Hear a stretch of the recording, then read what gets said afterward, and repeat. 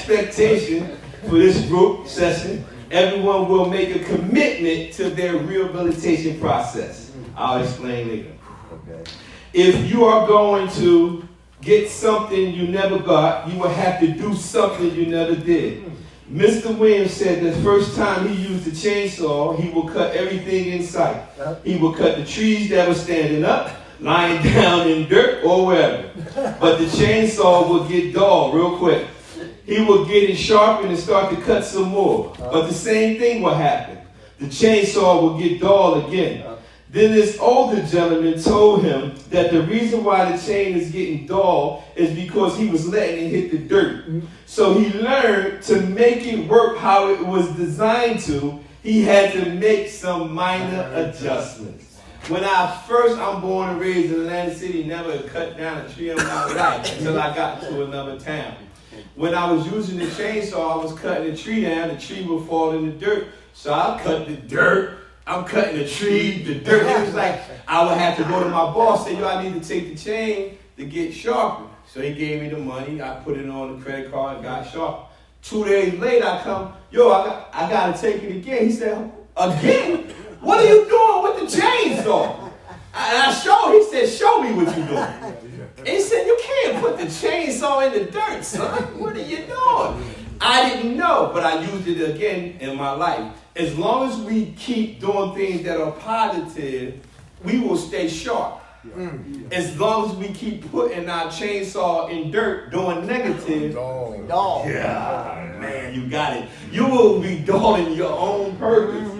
As long as you stay doing what you're supposed to be doing, you stay sharp. When we go negative, and then you have to get it sharpened over and over and over again. What I said, everyone will learn what they need to learn. Everyone will make a commitment to their rehabilitation process. The reason why I said that is, there's a story that talks about a chicken and a pig. It said the chicken and the pig, they were walking down the street. The chicken seen the sign. It says eggs and bacon, all you can eat, 99 cents. So the chicken says to the pig, let's go over there and make a contribution. The pig said to the chicken, if I go over there, I won't be making a contribution. I will be making a commitment. You see, the chicken had in his head, go over there, lay a few eggs, and be on his way.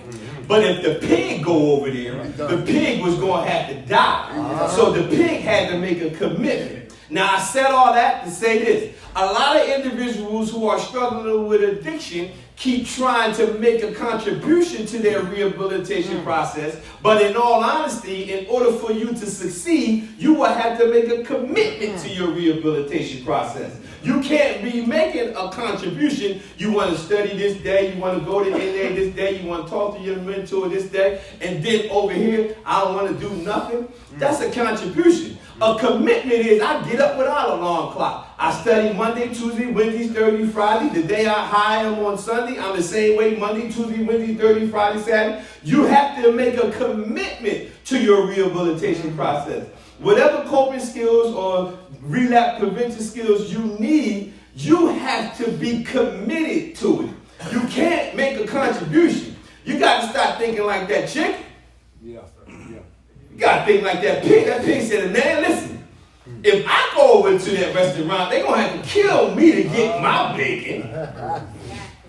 But the pig can just lay a few eggs and say, let's roll. We can't think like that. We have to make a commitment to it, meaning we have to be dedicated to our recovery. We have to be dedicated to a lifestyle change. We have to. If there is no option for us to casually be, we are not casual when we're actively using. We never be casual. We always are enthusiastic about getting what we need. 10 times as harder is on the other side. It says, what's minor changes? What's minor for you to change in your life, but it seems hard? It's really minor, but it seems hard to you. Somebody. Anybody. Cigarettes. Nice one. That's a good one. Anybody else? to motivate your significant other into the positive direction. Mm-hmm. I mean, it seems easy, but sometimes it's not, or vice It versa. seems easy, but yeah. It Well, seems it's hard, not but it's even not easy to easy. motivate But ourselves, so yourself. let alone somebody else, you know it's not gonna Right. We were just talking about that, trying to spark that fire. I can't. That's like drinking for me. Huh? Drinking for me. That shit, yeah. Drink Seems hard, but it is. Keeping commitments. Blind faith. Amen. Blind faith. It seems hard. It's easy, but it seems hard. Go ahead. What you say? No, I was just saying, sometimes it's hard to see progress. You know what I'm saying? Yeah. Because I'm looking for the progress, you know. And just little things, you just get better in. Documentation. One of the words that my supervisor always says, hey, y'all document, guys. Document, guys. It shows a track record. When you document everything that happens, it shows a story. That's the term she used. When you read about a client, if somebody else read about a client that I have, she wants us to document. Why would she want us to document? Because it's a story. If you're not there, they can read the story about the client. In your recovery, your own personal life, to see your progress, document it. Yeah, yeah. It might seem stupid, but write it down. You know, I didn't hide that. I didn't use today. I didn't document it. And then you can read the story. Okay. Document it. Everybody documents your stuff. The chance of recovery is good if there is a total commitment by the person, a complete lifestyle change. Total commitment. It has to be a total commitment by you. It has to be a commitment by you. What minor work have you done on the inside? Watch this. This is a twofold thing. You see that right there, y'all? What minor work have you done on the inside? This inside means inside this institution and inside you. What minor work have you done inside? Inside. Remember, it's an inside job. It's an inside job. Nothing else you need. You got everything you're going to need. What minor work have you done inside this institution and inside you? Have you fed yourself new information? Minor work. Understanding how people change is the first step in changing unhealthy behaviors. Everybody change different. Understanding how you change is the first step that you will have to make. How you change. What way do you change? What do you use? What do you think about? How you change is unhealthy. Understanding how you change will produce the unhealthy behavior. Change the unhealthy behavior. Why haven't you made that minor changes? Do you want, this is not in there, but you should write this down. Write it under, why haven't you made that minor changes? Do you want this same reality, frustration, or problems 6 months from now? The same thing, the same problems you have that are valid, the same frustrations that you have that are valid, do you want them 6 months from now? Just think about it. They terrible things and they're real, but do you want them 6 months from now? If you don't want them 6 months from now, then you must make some minor changes. Something has to change. If nothing changes, all right. Well, I told y'all. Next one, it says, what's important to you? There's a thing that I use all the time. It's called SMART. And each letter stands for something. The first one is specific, measurable, attainable, realistic, and timely. It's SMART. Yeah. Specific, measurable, attainable, realistic, and timely. That's what's important to you. You have to put them in goal settings. You have to do that. It seems like a lot of people, as we get older, we don't want to go back to the basics. But actually, when we start using, we still in that state when we never really grew up to the adult butterfly. Specific, measurable, achievable, realistic, and timely. These are things that are important to you. You got them. They're measurable. They're achievable. They're realistic. And you have a time on it. Each one can change. You got to set time for this. I'm going to complete this program in this amount of time. If I'm going to do this, I'm going to do this in this amount of time. These are realistic goals. And then, again, back to documenting those things, and then you can see your progress. What minor changes have you made on the outside? On the outside. You can change some things in your life simply by making some minor adjustments. Listen to me. But in order for you to join God in what He is doing, you'll have to make some major adjustments. Amen. Yeah. There's another step past my minor adjustments. We talk about it Sunday, though.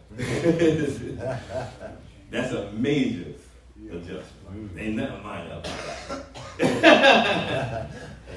Yeah, that's major. All right, let's look at,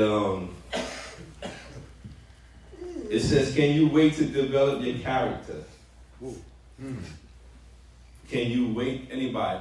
You think you can wait till you get out to develop character? No. Right away. He said no. Let's start right now. Better start the day. Hit the door. Yeah, buddy. You can't wait to try to develop character, to try to be someone that's stationed to be that person. You have to develop character now. You can't wait till you get out and say, let me start developing my character. No, man. That don't even sound No, right. huh? That don't even sound right for one. Yeah, you know. But some people think that they can turn it on like that. Like they think when I get out, I'm going to do all the things I'm supposed to do. Now, mind you, watch this.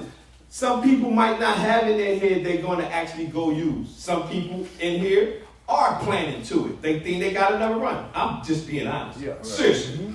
They already think I got another run. I don't care what nobody say. And that's cool. That's your point. I know it ain't going to work. But listen, some people think that way. Some people aren't planning to use, but still don't want to work on developing themselves. They think, well, when I get out, I'm going to follow this plan and it's going to work. And I'm telling you, it's not. Right? And then some people are wholeheartedly trying. Amen. They like, yo, I'm focused on succeeding. But that's just the reality of the fact is you can't wait till you leave to develop that stuff. That stuff had to be done in the development stage. It has to be done now. And then you walk it out. That's when you maintain it. That's when you maintain it. Yeah, come on. He said the pupa. He said, oh, the pupa. The reason why his chain kept getting going, no, I did that. I told y'all that. Let's see. Down 56. Down the bottom of 56 it says, we are minor in everything but our passions. Another Bible verse I'm going to give you. Y'all can write it down. John chapter 5, verses 5 through 6. In that particular passage, Jesus was talking to a man, and the man asked Jesus a question, and Jesus was saying, I know you've been in that condition a long time, 38 years. You've been in that condition a long time. And Jesus asked him this question, do you want to be made well? And the reason I got this in here is because if it says that in there that he knew he was in that condition, why did he have to ask him, did he want to be made well? And the question, the answer to that question is not necessarily, everybody doesn't necessarily want to change. Amen. Amen. So, do you want to make minor adjustments? He asked him, do you want to be well, even though he knew he was in that condition for 38 years? I could not understand why would he have to ask him that instead of just giving him what he needed. But he asked him, did he want to be well, is because everybody don't really want it.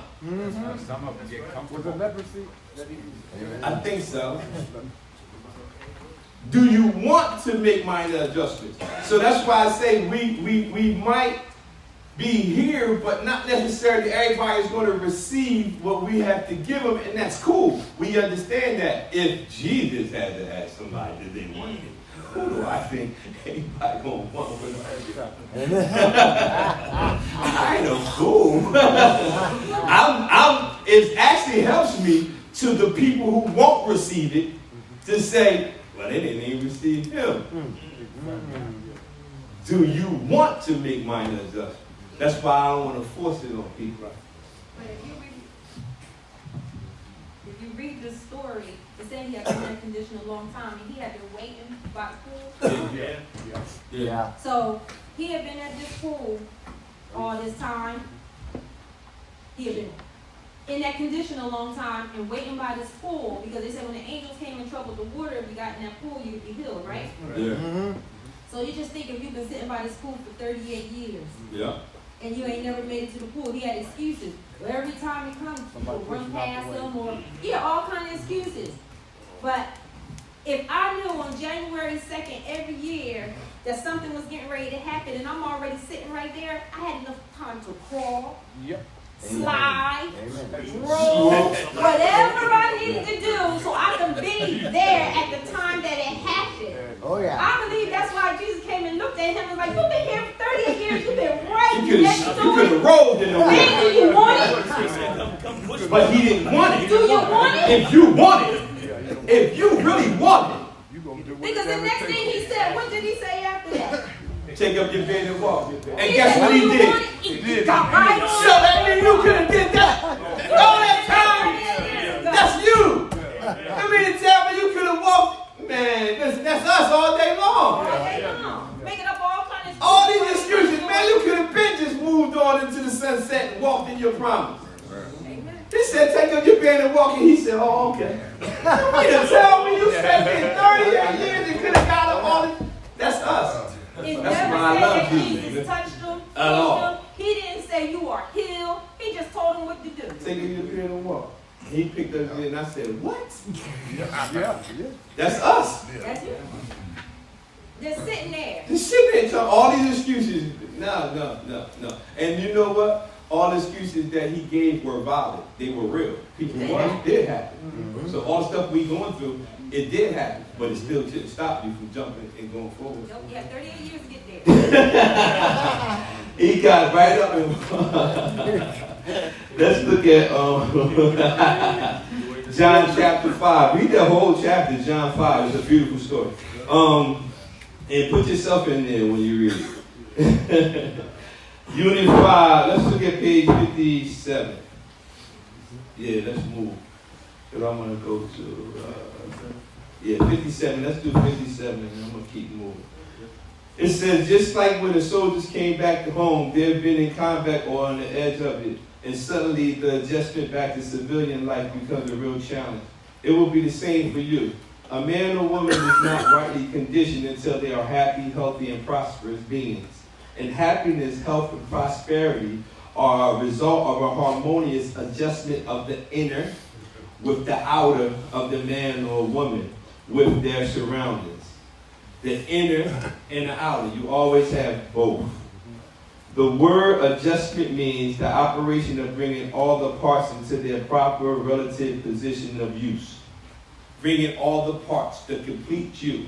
We already know that we are all spirit beings who possess a soul, live in a body. But we have to bring all our parts into one part, one unit to function. Like spirituality, our emotional state, and physical well-being. Like working out, taking care of our health and all that stuff. You can't just try to be one way and neglect the other. We got to take care of our health, running, working out, swimming, something. You got to take care of your. This is yours. You're not getting it. I'm telling you, you ain't getting another one. It's all you. This is all yours. However you treat it, whatever you do to it, is you. Getting up, I'll be like, man, my back. And I say, God, let me stop. I can't even complain. Because whatever I did to my body, I had my own body. I ain't ripped my body out. So whatever we do, we got to put it all together. The spirituality, the mental, the emotional, and the physical. We have to take care of all of it and operate. Whichever one we feed the most. Look at what adjustments have you made so far? And I've been studying, I already know about this. It's a thing called the stages of change. And if you ever look it up, look it up. The study is called the stages of change. In the stages of change model, it had pre-contemplation, the contemplation, preparation, action, and the maintenance stage. But I love the preparation stage of change. In the preparation stage of change, the individual, watch this, has decided to change their behaviors and have begun to think about how to do so. During this stage, they will begin to make minor adjustments. In the preparation stage, the individual has started thinking about changing and started doing things to help in the process of change. They started making minor adjustments. It's called the preparation stage of change. The other two stages of change, the first one is pre-contemplation. A person is in denial about changing. The pre-contemplation stage, the person sees that they need to change, but they're still hesitant about changing. The preparation stage of change, the person has begun to change their behaviors. The action stage of change, the changes, they will start to go to meetings, get mentors, they start to walk it out. In the maintenance stage of change, they start to maintain with the changes that they made. The proper thing that you need to do, I believe all y'all are in stages of changes, you just gotta find out where you are. Everybody's at one, you at one of those places, in one of those stages of change, you in one of them, and the thing about it, you can fluctuate between the 3 and 5. You gotta go, but study it. It's called the stages of change. This stuff I'm telling y'all, print that stuff out. Ask your counselors to print it out for you and study it. Just read it. You know what I mean? Stages of change. You find out. And you can go from each stage, but it's not, you just need to know where you're at. Do you think that conditioning your mind is a great practice to take up? Yeah. Is returning to your old neighborhood a challenge for you? Yes. For some, it will, and some it's not. If it's a challenge, you have to relocate. When you tell people to relocate, they always say, you say that real easy. It is that easy. You can relocate. When you was on your corner, or you was in your house, you went to hang out on your corner. When you went to hang out on the corner, you relocated. When you went from your corner, when you got locked up, they took you to the police station. And you adjusted to it. You went from the police station, if you went to the county jail, you went to the county jail, you relocated. When you left the county jail, you came home and went to a program, you know what you did? You relocated. So no matter if you have to relocate, every time you did all those things, you relocated and you adjusted to them. You adjusted to them. So relocating, if going to your old neighborhood is challenging for you, it might not be everyone. You have to think about relocating. Don't think about it being hard. You just relocated in all those scenarios I just gave you and you adjusted to them. You can relocate. Sometimes you just have to. You have to give yourself the benefit of the doubt because you know you. I could not make it by just going back to Atlantic City. Even though I eventually found the drugs where I moved to, it was a while before I did, but I ain't have no shot without just going. If I went straight back to where I was from, I ain't had no shot. I was weak. It wasn't a shot. There was no way I was going to be able to do it. I had to relocate, even to just give myself a chance. You might have to do it. Not all of y'all, but you might have to. Even coming home to the house we lived in. Yeah, I couldn't go back to You it. couldn't come back to the house. Which I was like, I ain't moving. Been here every year. Yeah, that was our house. I've been here every year. What do you mean we can't stay here? But he couldn't. Because he knew where he had stuff stashed. He knew the neighborhood.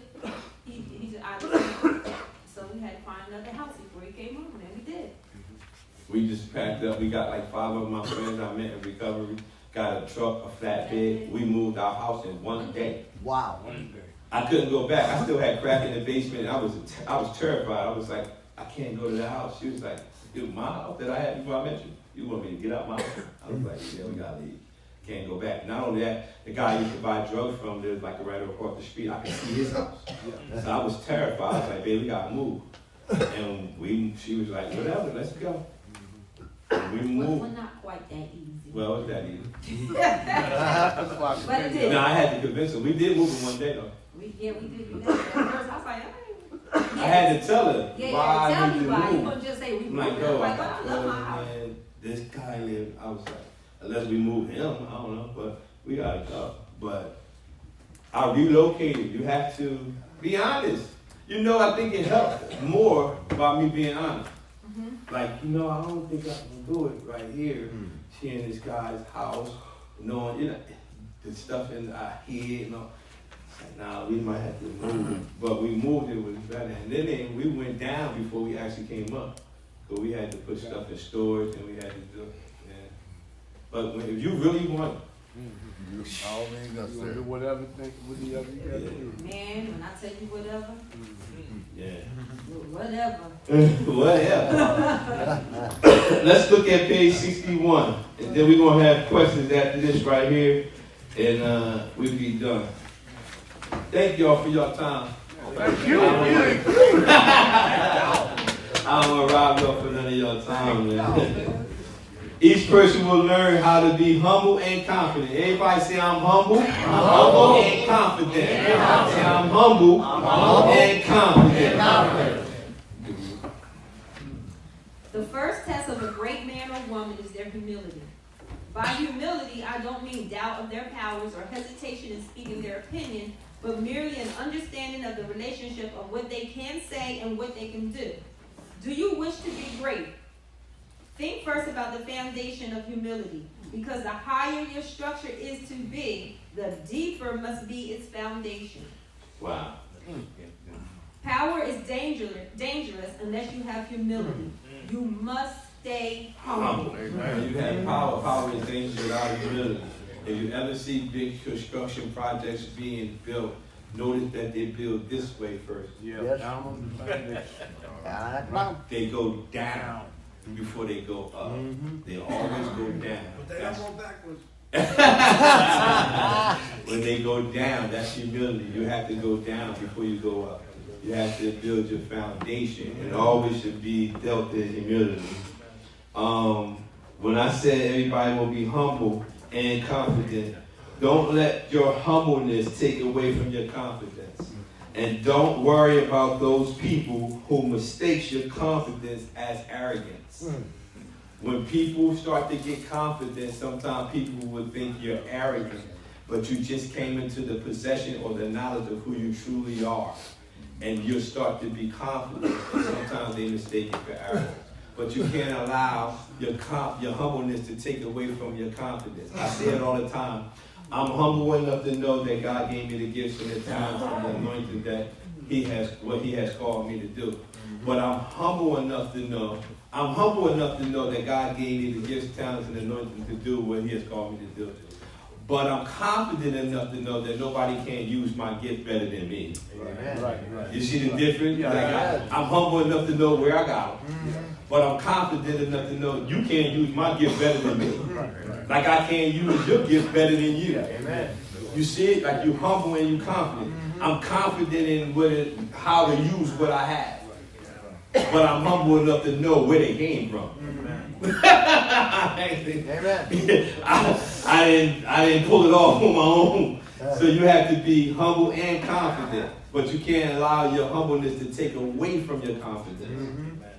The word humility means the state or quality of being humble, freedom from pride and arrogance, lowliness of mind, a modest estimate of one's worth. And that's something that you have to learn, especially since people have chosen to put us in not boxes, but put us in categories. Yeah, And they label you. And most of the labels are positive labels. They're negative labels. You're worthless, you know. You're always a crackhead. You know, you're a liar. You're a thief. You can't trust them. They up to no good. You're that bad. And all these negative things. Right? Yep. So when somebody, when it comes to an area or something that you need to be humble about, automatically pride sets in because you already are against all that negative stuff that has been said to you. But what we want you to say is you don't worry about what they say. You have to be humble enough with yourself to know, hey, I can't go this place. I can't do this thing. I need help. I need to ask for help. You can't rise up so much where you don't ask for help or you don't admit that you're struggling. That's what we mean by humility. We're not trying to take away any talents, any gifts. We're not trying to take away your character and make it look like you're some weak person. Yeah. No. It's for you. You need to be humble enough to know I can't do this on my own. Amen. Like my husband says, I'm humble enough to know where my gifts came from, that the Lord gave them to me. Right? I'm confident in that thing, but at the same time, I'm humble enough to know that I can't do it without him. And that's where you have to be. All right? We're not telling you to walk around with your head hung down low. No, walk with your head up. Because there is no condemnation to them who are in Christ Jesus, right? So you know, he set you free. Hold your head up. Amen. There's nothing that you can do that can stop God from loving you. The lowest thing you can think of, he knew you was going to do it before you did it. And he loved you anyway. All right. But you have to be humble enough to say, God, I'm messing up. I need some help. Send the heavy artillery. Giant got me on the ropes. Lord, send your heavy artillery. I'm at it, your boy at it again. Yeah, man. Let's look at 62, and then I'm gonna give y'all some other, y'all gonna have to read chapter 65 on your own, okay? Okay. Page 65, I'm sorry. I wanted to just go to 62 and say, what do you think about a humble person? Humility, this is not in your book. Humility always precedes promotion. You can write that. Humility always precedes promotion. What is your foundation built on? Our foundation is built on our spirituality. You have to find out what you're building your foundation on. Right in there, you can put whatever your foundation is built on. And humbleness involves self-control. And it says, can you last being arrogant? No. Good. It's a fine line between arrogance and supreme confidence. Amen. Supreme confidence and arrogance. Let's look at 63. A lot of parents today are terrified that something they say to their children might make them feel bad. But hey, if they've done something wrong, they should feel bad. It's a proven fact that the children or adults with a sense of responsibility and not an entitlement, who know when to experience gratitude and humility, will always be better at navigating through life. When we use humility, we're able to navigate through life. But when we feel like we're entitled to it, we won't be able to navigate through life. We will have problems trying to. When we feel like I'm entitled to that. I'm entitled to this. A lot of times we'll have problems. Let's look at, I'm going to give y'all the wardrobe of humility. I'm going to give you 1, 2, 3, 4, 5, 6, 7. I think it's 7 or 8. Y'all can let me know. But I got it from Kenneth and Gloria Turkman. And we're going to go from there, and then we're going to have questions and be done, okay? Okay. It's called the wardrobe of humility. Number 1, it says, humility thinks of others first. Humility thinks of others first. It says, humility is content behind the scenes. That's my wife. Humility is content behind the scenes. The next one is, humility doesn't push its way to the front. Humility doesn't push its way to the front. The next one is, humility willingly submits. Humility willingly submits. The next one is, humility graciously receives corrections. Humility graciously receives corrections. Humility doesn't ruin an apology with an excuse. I hated that. Humility doesn't ruin an apology with an excuse. That's like the worst thing you can do, and that's not taking accountable. You know, that's not being accountable when you go, I'm sorry I did this, but you That is Nah, that ain't humble. not. Now you're trying to blame me, but you sorry. You ain't really sorry. Next, what I leave off on excuse. Humility doesn't ruin an apology for an excuse. Humility accepts responsibility and doesn't shift blame. Amen. I know. That's why I said. I said Just said it. She added it in there. I was wondering if she added it in there. Humility accepts responsibility and doesn't shift blame. And lastly, humility makes adjustments. Amen. Yeah. Humility. That's by Kenneth and Gloria Copeland. Thought for the day. It's not hard to keep up the image we choose. It's not hard to stay ourselves. With that, we're going to open up. Thank y'all. Thank you. We're going to get anybody got any questions?